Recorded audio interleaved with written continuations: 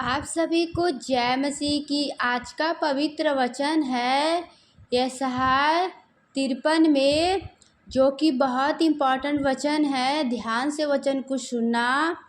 प्रभु का पवित्र वचन कहता है, जो समाचार हमें दिया गया उसका किसने विश्वास किया, और यहोवा का भुजाबल किस पर प्रकट हुआ, क्योंकि वह उसके सामने अंकुर के समान और ऐसी जड़ के समान उगा जो निर्जल भूमि में फूट निकले।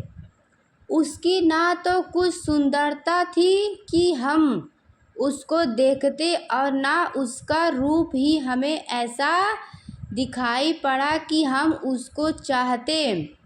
वह तुझ जाना जाता और मनुष्य का त्यागा हुआ था। वह दुखी पुरुष था, रोग से उसकी जान पहचान थी और लोग उससे मुंह फेर लेते थे। वह तुझ जाना गया और हमने उसका मूल्य ना जाना। हालेलुया। निश्चय उसने हमारे रोगों को सह लिया और हमारे ही दुखों को उठा लिया।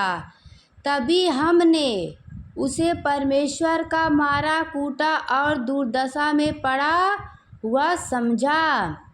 परंतु वह हमारे ही अपराधों के कारण घायल किया गया, वह हमारे अधर्म के कामों के कारण कुचला गया।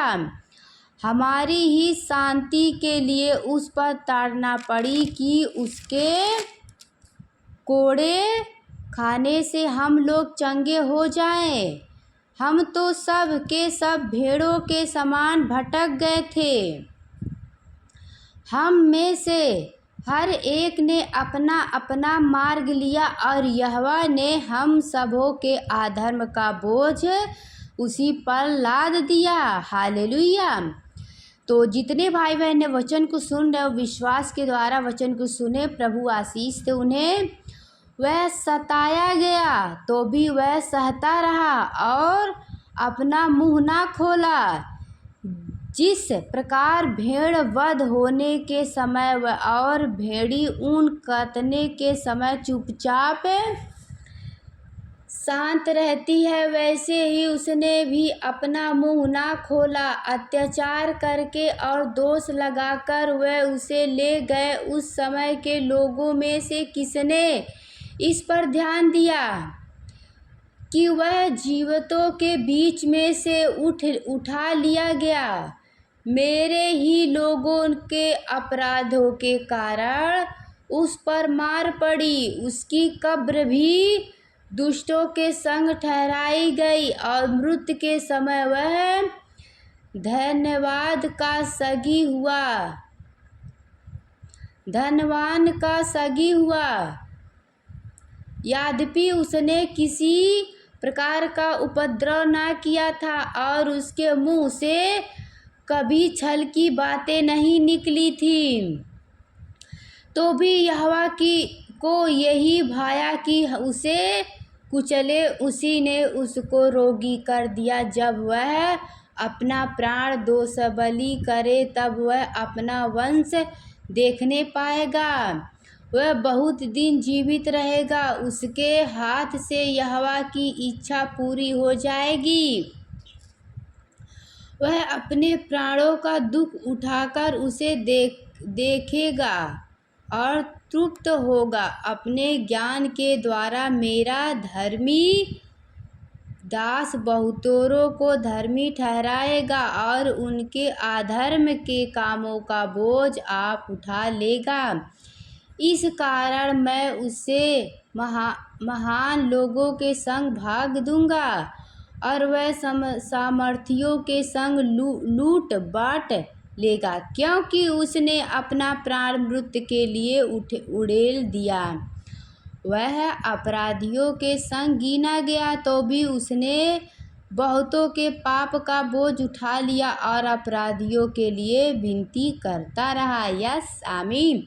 तो जितने भाई बहन को वचन समझ आया होगा, प्रभु उन्हें आशीष दे और बहुतायत से आशीष दे। आगे एक और वचन है जो कि बहुत इम्पोर्टेंट ये भी वचन है, तो इसे ध्यान से जरूर सुनना। हे हे बांस, तू जो पुत्रहीन है, जय जय जय कार कर, तू जिसे प्रवेश पीड़ा नहीं हुई।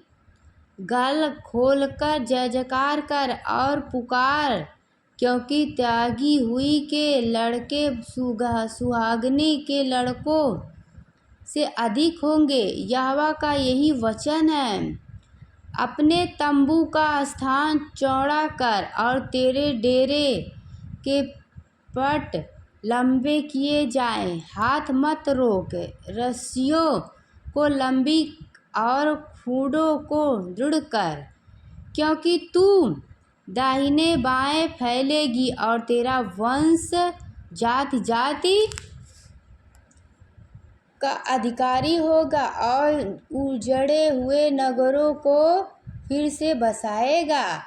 मत डर, क्योंकि तेरी आस फिर नहीं टूटेगी। मत घबरा, क्योंकि तू फिर लज्जित ना होगी और तुझ पर स्याही ना छाएगी, क्योंकि तू अपनी जवानी की लज्जा भूल जाएगी और अपने विधवापन की नामधराई को फिर स्मरण ना करेगी।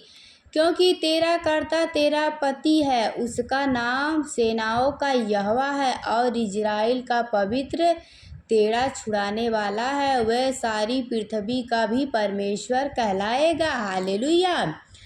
क्योंकि यहोवा ने तुझे ऐसा बुलाया है मानो तू छोड़ी हुई और मन की दुखिया और जवानी की त्यागी हुई स्त्री हो। तेरे परमेश्वर का यही वचन है। क्षण भर ही के लिए मैंने तुझे छोड़ दिया था, परंतु अब बड़ी दया करके मैं फिर तुझे रख लूँगा। हालेलुया। क्रोध के आवेग में आकर मैंने पल भर के लिए तुझसे मुँह छिपाया था, परंतु अब अनंत करुणा से मैं तुझ पर दया करूँगा। तेरे छुड़ाने वाला यहोवा का यही वचन है।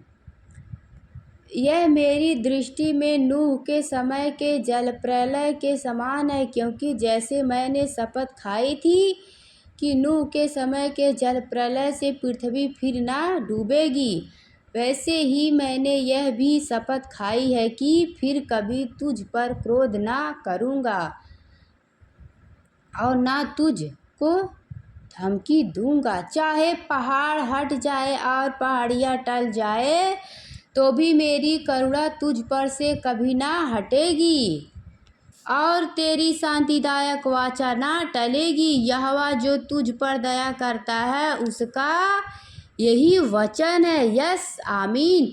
तो जितने भाई बहन इस वचन पे विश्वास करते हैं वो कमेंट में आमीन लिखे। प्रभु उन्हें आशीष दे, उनको और उनके परिवार को सलामत रखे। तो आप लोग वचन सुनते हो तो वचन को माना भी करिए। प्रभु आप सभी को आशीष देंगे, क्योंकि जब आप विश्वास करोगे तो आशीष पाओगे। इसलिए डरना नहीं, कभी भी। सेनाओं का यहोवा परमेश्वर सदा आप सभी के संग हैं, क्योंकि जो वचन में लिखा गया प्रभु सदा पूरा करेंगे। इसलिए विश्वास करना। वचन में लिखा गया मत डर, मैं तेरे संग हूँ, तो परमेश्वर सदा आपके साथ रहते हैं। यह परमेश्वर का पवित्र वचन कहता है। आप सभी को जय मसीह की। हालेलुया, आमीन।